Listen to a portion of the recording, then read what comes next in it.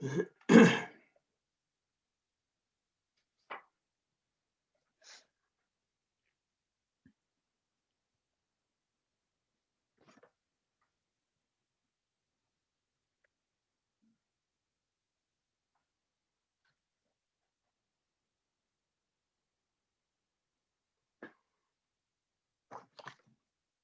now live on Zoom and Facebook. Welcome to those who are just joining us. Ngā mihi nui kia koutou, no mai harimai, ki tēnei hui mariko, which I understand means online seminar. So we learn something new each day. It's my great pleasure to welcome Minister of Climate Change, the Honourable James Shaw. James is, of course, not only the Minister for Climate Change, he's also the co-leader of the Green Party. He's eminently well versed in finance and climate change crossover, or finance and sustainability issues, from his experience while in London, working with major companies and particularly the progressive voices in London, which has made it really one of the centres of sustainability, and particularly a centre on sustainable finance. So in talking to James, he said it kind of showed him the power of what happens when you redirect capital flows, finance flows, towards sustainability. So we'll come back to some of those issues tonight. Before we do, and before I give James the floor, or whatever we say online, I just wanted to say welcome to this Mindful Money seminar. We just worked out the 22nd of our seminars, and we've had some great ones. Had a very nice one last week with Matt Winray from the New Zealand Super Fund. We've had all sorts of panels, some great talks from providers of KiwiSaver funds and investment funds. So lots of things. You can view it on our website. We'll put the link in the Zoom chat.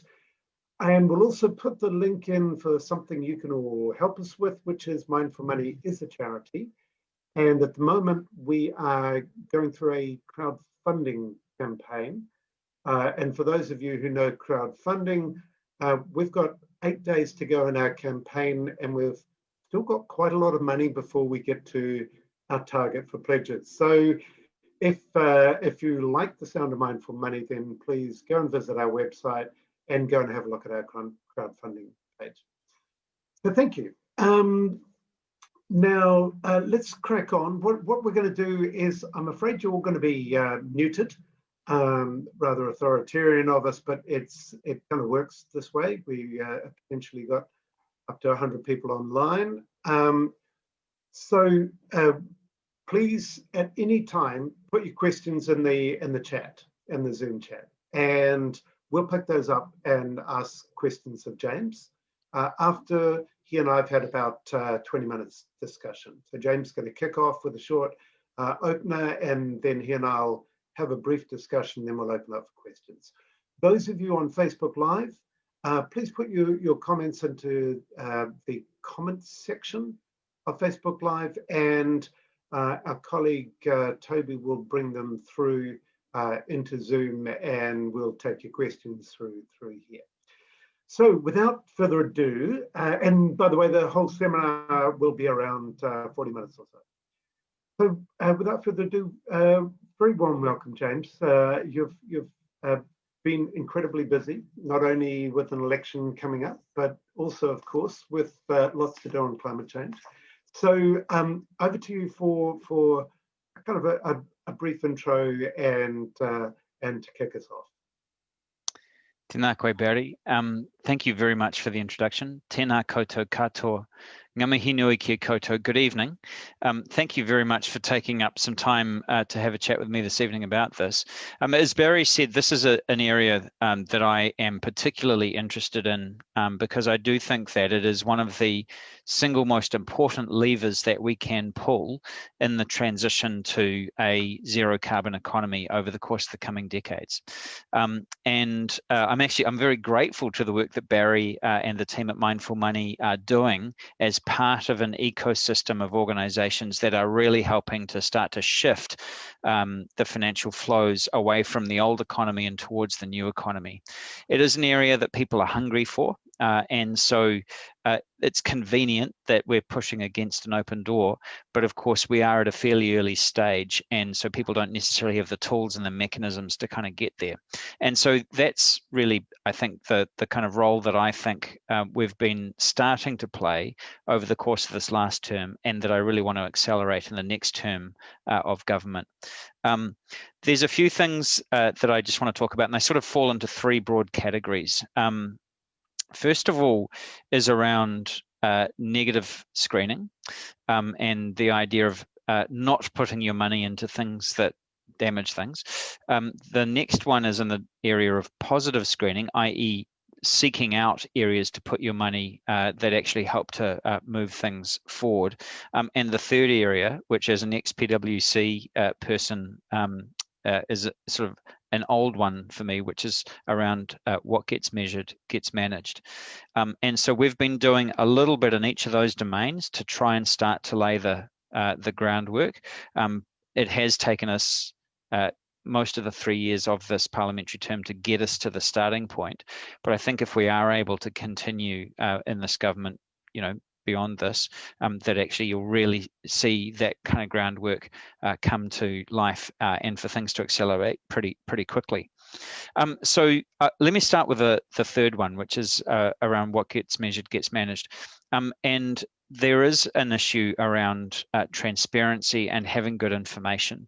And so the area where I have been doing the most work on this is in the domain of the Task Force on Climate-Related Financial Disclosures. And I think probably a lot of people on this call, and I recognize a number of people on this call, will have been part of the submission process that we opened up at the end of last year about whether or not New Zealand should move towards a mandatory regime for reporting on climate-related risks, certainly amongst large asset holders.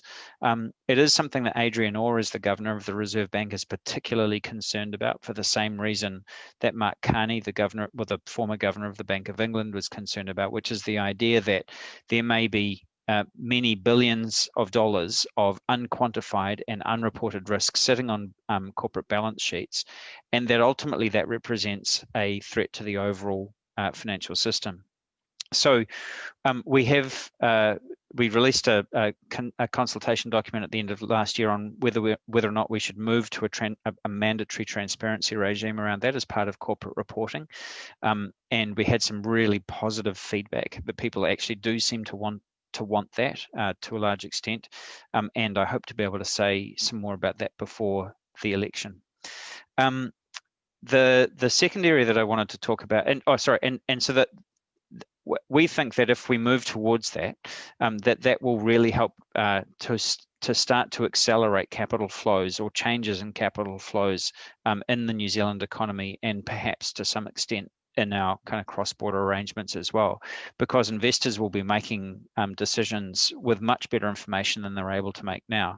And that's really just a macro version of what it is that Mindful Money do at a consumer level by making transparent, what is the situation with each of your options in terms of where you might put your personal investments, and actually help to sort of start to redirect that. The second area that I want to talk about is around the negative screening, and so a lot of that work has been done actually through organisations like the Super Fund, and I know you were talking to Matt Winneray recently, and some of the large banks and financial institutions, but also through the work the sort of more recent work around green bonds. And I know that there's a sort of bit of a grey area between positive and negative here, but the kind of the first rule here is sort of do no harm. And so we are seeing a significant move in the investment community in New Zealand, in the banking sector, that is saying, well, let's make sure that we're not putting money into things like oil and gas, not just because there's stranded asset risk, but because quite simply we see that we just need to ensure that we're directing finance away from those old economy measures and towards the zero carbon economy of the future. And so that's really started to pick up a head of steam. And you would have seen recently, of course, ACC has taken a leaf out of the super funds book and has decided to start screening out fossil fuel investments over the course of the next few years, consistent with the UN FCCC report around 1.5, which is great. But we haven't yet really developed much of a market for positive positive screening, i.e. going out and hunting for low carbon investments that are going to grow the new part of the economy, the low carbon part of the economy. The main thing that I've done there, of course, is to set up the Green Investment Finance Limited, our bank, if you like, for putting money into those kinds of things, and that is just starting to pick up a head of steam. It's now made 2 investments, and we'll be looking to increase its amount of investment capital in the next term, so it can do more good now that it's got a bit of experience under its belt. And so that's kind of the bit where green bonds come into play. So on the one hand, green bonds are an area that's really underexploited in New Zealand, where at one level it's just saying, okay, at the very least, we need to do no harm, but actually we want to be putting our money into things that are going to create the new economy. There was a significant green bond offer. I think it was something on the order of $200 million as part of the quantitative easing program that the Reserve Bank has engaged in recent times to deal with the COVID-19 crisis. And I would anticipate that will extend further. And I know that there are proposals floating around for a significant green bond program. And one of the interesting debates there that we're having about that in government is you've got one part of government saying, well, you don't necessarily want to bring in that many green bonds because it ties the hands of the government in terms of where that money can go. My response to that, of course, is precisely. That's exactly what you want it to do. And so we'll see how that plays out. But that will be a question, I think, for after the election, because it's one of those things where things take a little bit of time. So that's the kind of landscape. It covers a lot of different pieces. Like I said, we've spent most of the last 3 years laying the groundwork. And what I'm really looking forward to is in the next term for those things to really come to maturity and for us to knit those bits of the system together. Last thing I wanted to do is just to acknowledge the work of the Sustainable Finance Forum that is led by Matt Winneray and Karen Silk from Westpac, because the kind of that is the gestation of the strategy around a sort of a nationwide strategy for sustainable finance, and I'm quite looking forward to working with that when we get that. Good, thank you very much, James. That's a really good start. Let's just talk a little bit about those 3 elements of a framework. On the negative screening, it's obviously one of the things that Mindful Money provides is the information to members of the public to be able to go to any one of their funds and see what kind of companies they're invested in. And when we talk to the industry, we often get back the, how should I say, sometimes rather confused answers as to why they can't do it. So, for example, they often exclude tobacco, but not other things. And in particular, there's lots of debates around fossil fuels. And my question to you is kind of on that negative screening. Have you had a lot of pushback from industry on your requirement that default KiwiSaver providers, from the next time there's a rollover of those default funds, exclude fossil fuels from their funds? Because it's a very welcome policy, but I'm sure you've had lots of pushback. You'd be surprised. actually we haven't. I mean, there was some, but I think that in the investment community, people have been able to see the writing on the wall for a while about the overall direction of travel. And so when this was coming up, and it was one of the things that we consulted on, actually, I think largely the investment community said, "Yep, we can handle that," and in fact, a lot of our funds were sort of heading in that direction anyway, on a pure risk basis. That we can see that there is significant stranded asset risk. The oil and gas and coal sectors all actually return pretty marginal returns at the moment anyway.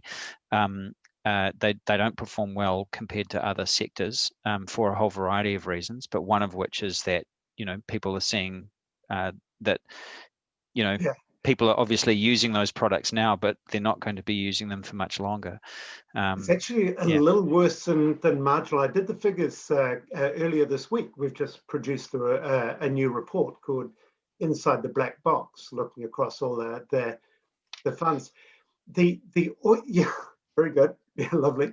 But the oil and gas index in the United States has dropped by 63% Mm-hmm. over the last 5 years. And the coal index has dropped by 86%. Mm. That means that anyone who's got their money in these funds is immediately losing funds. And particularly, it's stark when you look at the S&P 500 in the US, having gained 48 points over those five years. So Yeah. the arguments that investing in fossil fuels are particularly valuable financially to the New Zealand investment sector, I don't think carry much weight. No, not in New Zealand or around the world. And the issue is because the valuation is based on an assumption of the ability to extract everything that's there. Yeah. And so when a company has control of an oil field, of a particular size, when you do your drilling and you build your assessment of what the scale of the reserve is, you then basically bank that by going to Wall Street and saying, here's the total future revenue stream that can come out of this field, and therefore it's worth X. And the problem is, if everyone's looking at going, well, yes, and over a 30 to 50 year time scale, if you were to extract and burn everything there, then it would be worth X. But we all know that within 20 years, you won't be, there will be no customers.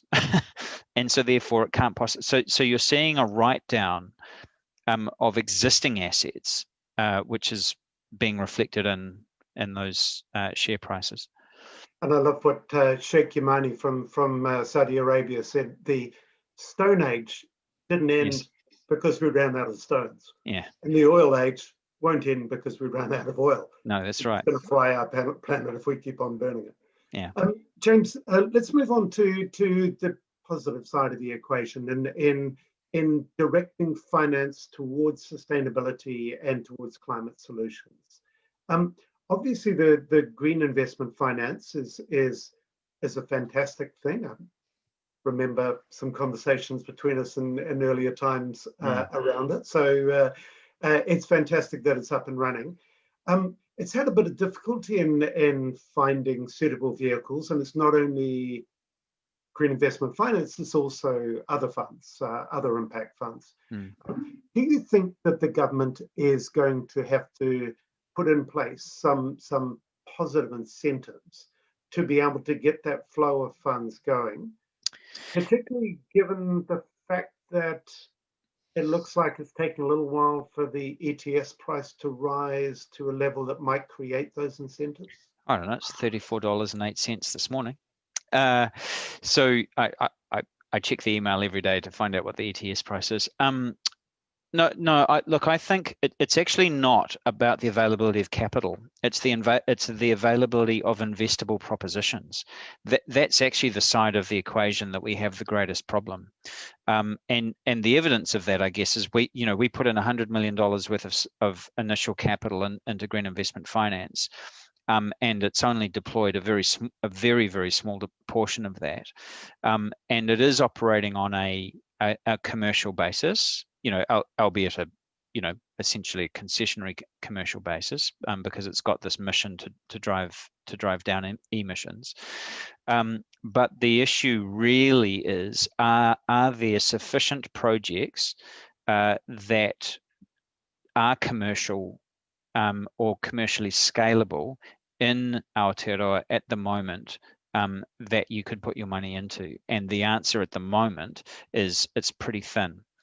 There is a component of it which I think is worth investigating, which is that we may have undercapitalized it in the first place. So by only putting in 100 million, we have kind of excluded it from participating in some very big deals. And so that's something that I'm interested in looking at in the next term of Parliament, to say, well, actually, maybe if the pot was bigger, it would be able to participate in things that currently it's not able to, because it can't deploy everything, and it can't put all its eggs in one basket, kind of thing. So that 100 million has to be divided up amongst a number of smaller propositions.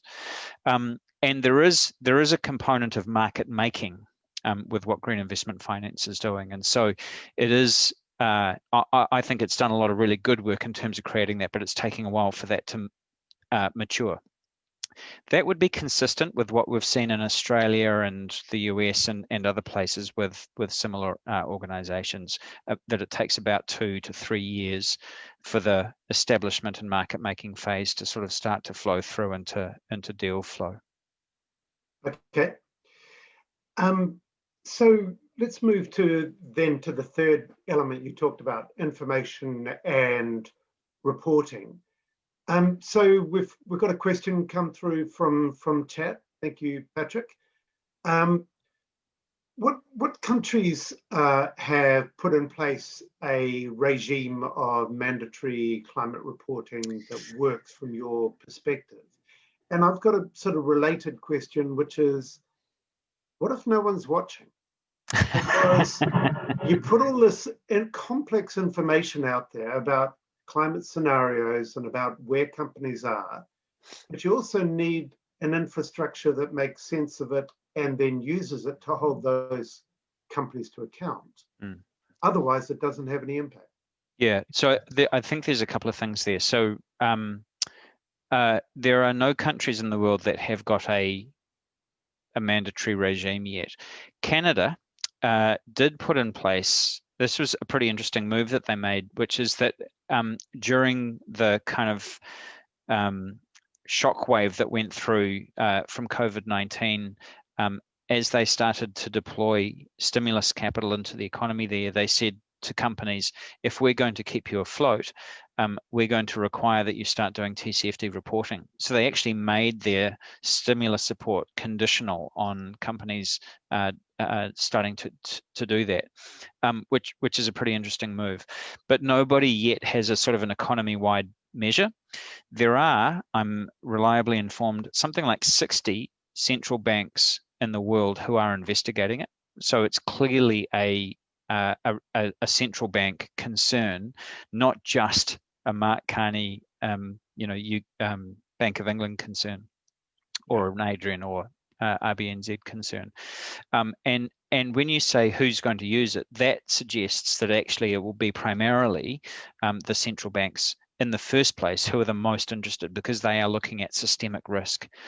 And I think there's nothing quite so motivational to a bank board than a letter from the governor of the Reserve Bank about what you're doing. And I suspect that if we bring something in like that, and that if the kind of various finance houses know that the Reserve Bank is paying quite keen attention, then that will have an impact on the analysts in terms of their ratings and where they think that they should be putting their money, because there will be a certain element of risk pricing that comes in if they know that RBNZ thinks that some of these things contain an element of risk to them.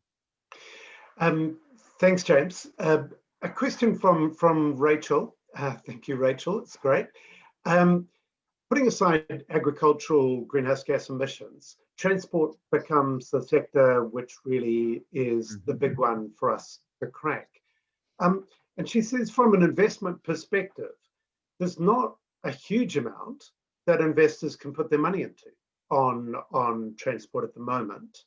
And she's saying, do we need policy and regulation actually to drive faster on this? You know, for example, maybe some kind of fee-based system for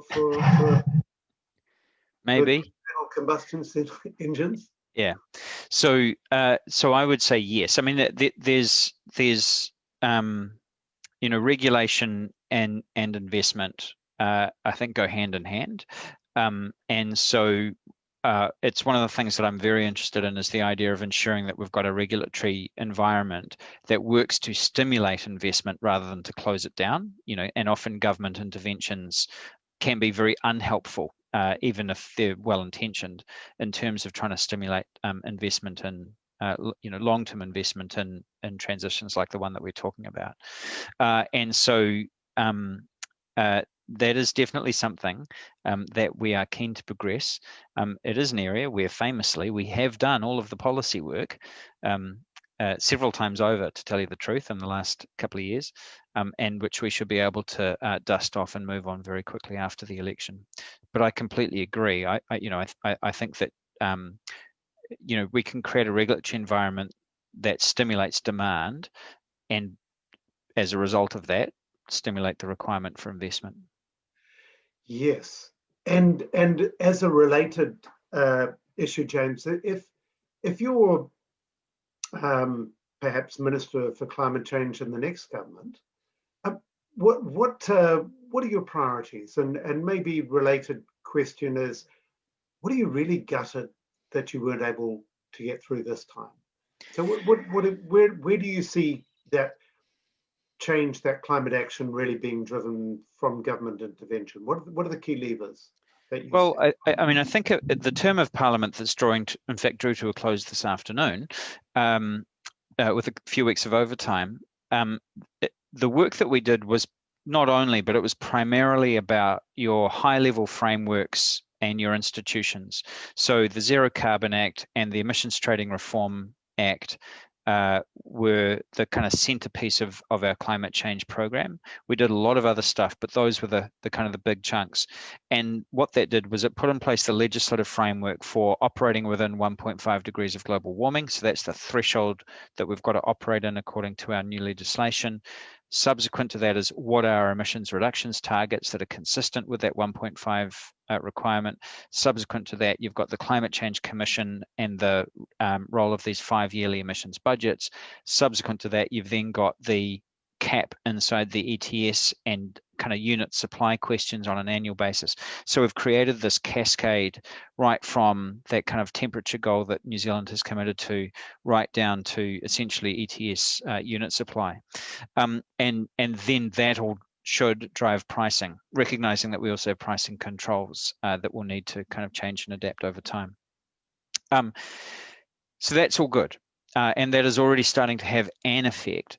But we're also advised from countries that have reduced their emissions over the course of the last 10 years or so, and at the same time seen economic growth, i.e. countries that have decoupled emissions growth from economic growth, is that having a price on emissions is important, but it's not determinative in terms of your success in driving change, and that you need to have what you call complementary measures, which are really about sector by sector, saying what do we need to do in this sector to drive change. And transport's number one, right? Every other sector of the economy, we've had roughly stable emissions over the past decade or so. Our emissions growth is driven almost entirely by transport. And that's largely driven by our love of the twin cab ute. And so that would be right at the top of my list, because if you think about, there's a substitutable technology available at a price within cooey of the current technology, and really what you're talking about is a combination of incentives, investment, and regulation. You could see some quite rapid shifts there if we move on it quickly. If we get an electric version of a two-cab ute? Well, it's a popular vehicle, for a lot of reasons, right? I mean, Yeah. you know, you can stick the whole family in it, and you can have, you know, mountain bikes and surfboards in the back and all that kind of thing. And you know, there aren't so many vehicles on the market that will take the place of a Toyota Hilux, but it's not going to be very long, you know, and so we might need to wait to replace those vehicles, but we can get moving on family sedans and hatchbacks and all of that kind of stuff very, very quickly. Is this going to be enough? Is this going to, you know, with the framework, the top level kind of pieces put in place, is this going to be enough to put us on that on track for meeting our international targets without internationally traded units, and eventually onto a 1.5 degree pathway? Well, so I don't want to preclude anything that the new Climate Change Commission is going to suggest, you know, when Yeah. they report back in May of next year. But from what I've seen, no. Current policy settings are definitely not going to get us there. Most of the things that are on the table will move us quite a long way there, but they won't quite get us to where we need to get to. And so, you know, the thinking is that the country will probably need to supplement its domestic action with some form of international, you know, supply. But of course, we don't have access to that yet. And actually, the Paris agreements around that has stalled.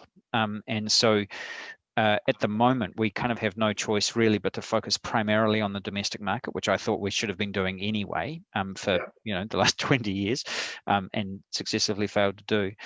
And one of the things that I've been, you know, a lot of people say, well, why haven't you changed your 2030 target? I've actually asked the Commission to provide us some advice on that. Like, is the target that was set in 2016 consistent with what we've since learned about 1.5 degrees? And, you know, we'll see what they've got to say. But the previous government, when they put in place that 30% reduction by 2030 as a target, did so with an assumption that up to 85% of that would be met offshore. And what we have said is, okay, well, actually, let's flip that. And, you know, currently we've left that headline target where it is, but let's assume that the vast majority, if not all of it, needs to be met onshore.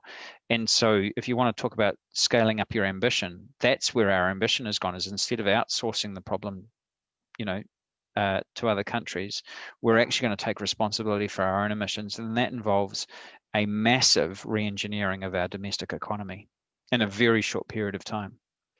And part of that re-engineering, a question coming in on the Zoom chat, is there a kind of a role for some tougher legislation to be able to say, we're going to have to cut off the clunkers, the gas guzzlers, we're going to have some emissions limits, we're going to have to drive some cars off the road, we're going to have to put in regulations on housing to actually up the standards for energy efficiency.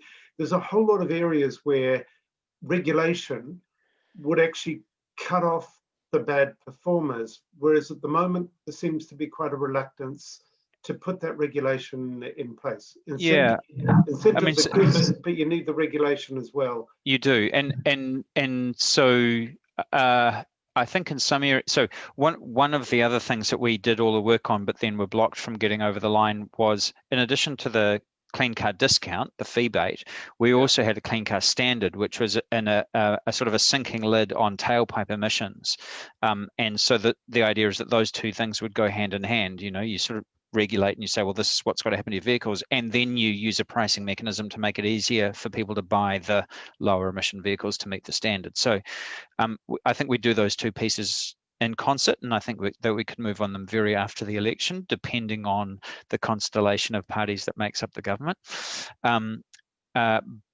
But the other piece, and it is interesting to me that there are a number of countries around the world that have said there will be a date after which you cannot buy a internal combustion engine vehicle. And of course, the most significant of those is the United Kingdom, who are also a right-hand drive country, and have said that you won't you won't be able to buy or trade internal combustion engine vehicles after 2032. And their Climate Change Commission has said, well, maybe that needs to be 2030. And that raises a question. What happens to the 70 million second-hand, right-hand drive internal combustion engine vehicles in the United Kingdom 10 years from now? It worries me. They're going to come over here in a flood, and they're going to be really... Absolutely. It would be like, great, we'll just give them away free to the New Zealanders because they also drive on the same hand. So I think at the very least, we're going to need to manage imports sort of to avoid dumping of people's old fleets into our market.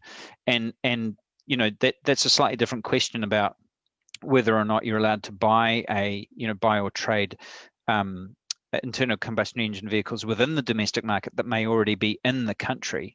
But I suspect that we might need to say, well, actually, we won't import them from a particular date, because actually the market will simply be flooded with very, very cheap, old, dirty internal combustion engine vehicles. And so we're going to need to manage that pretty carefully.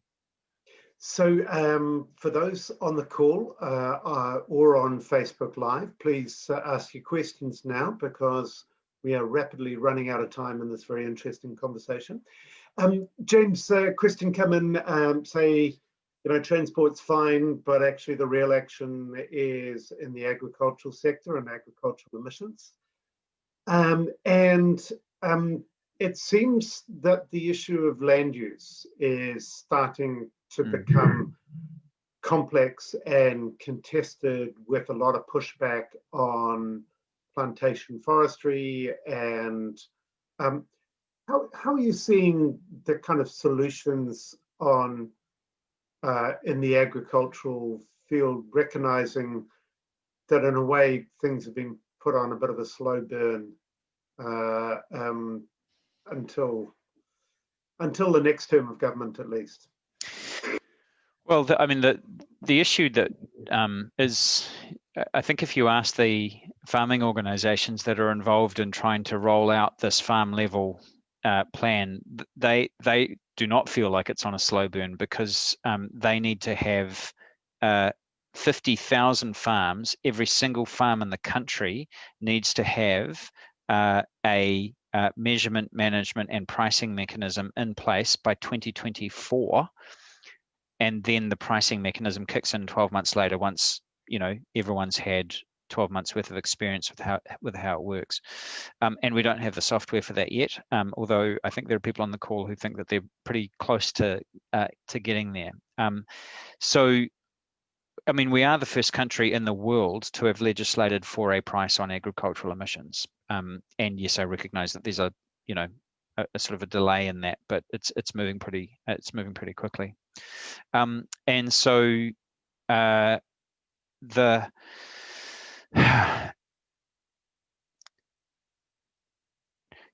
you're going to need to go back to your question, because I sort of got a little distracted. The other side of it is the land use issues.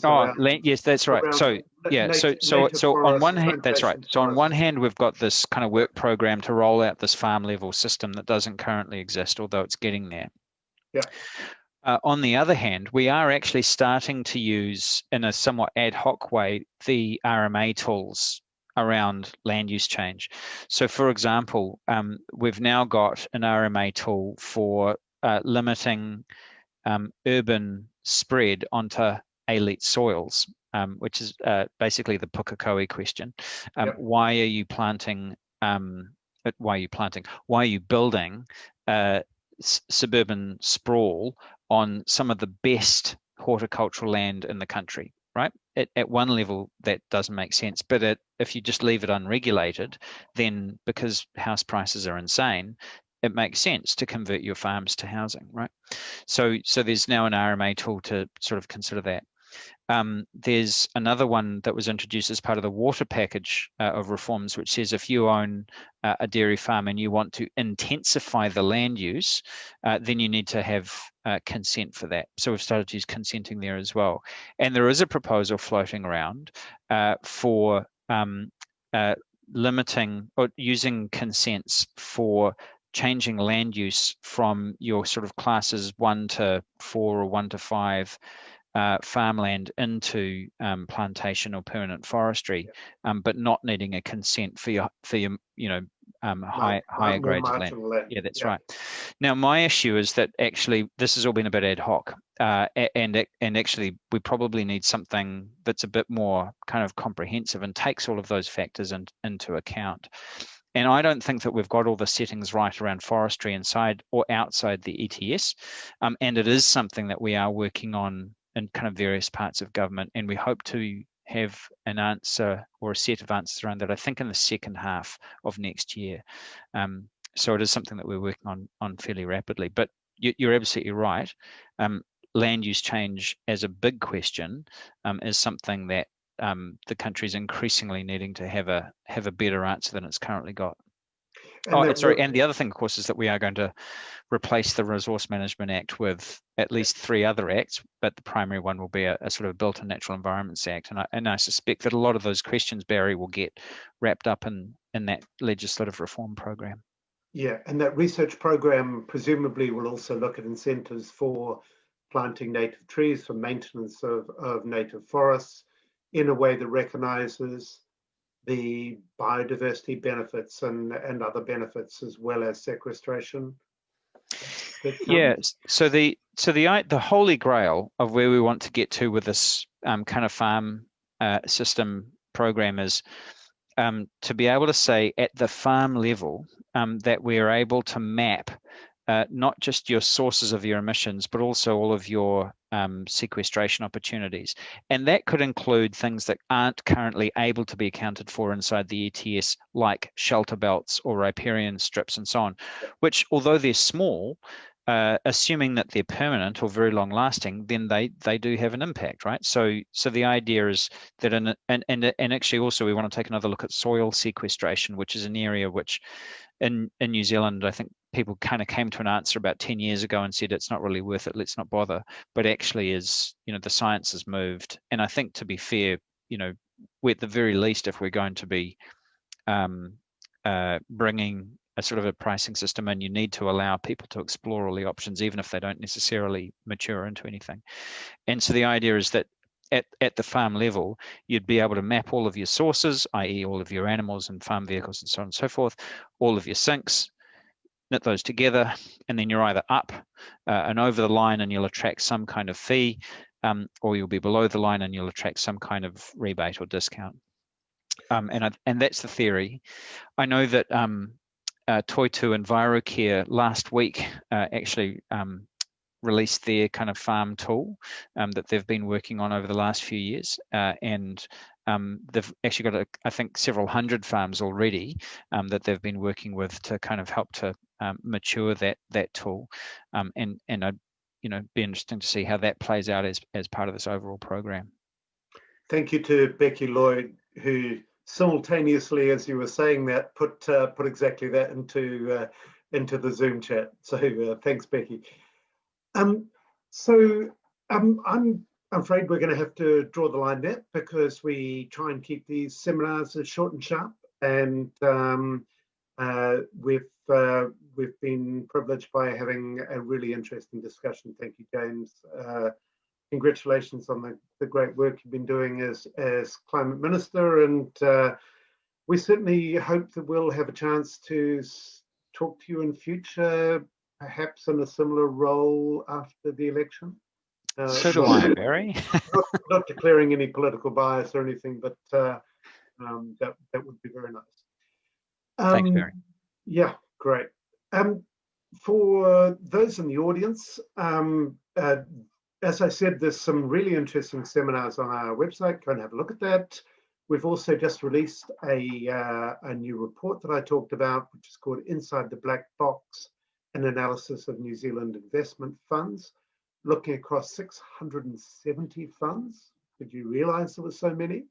That's 280 KiwiSaver and 390 retail investment funds. So that's on our website.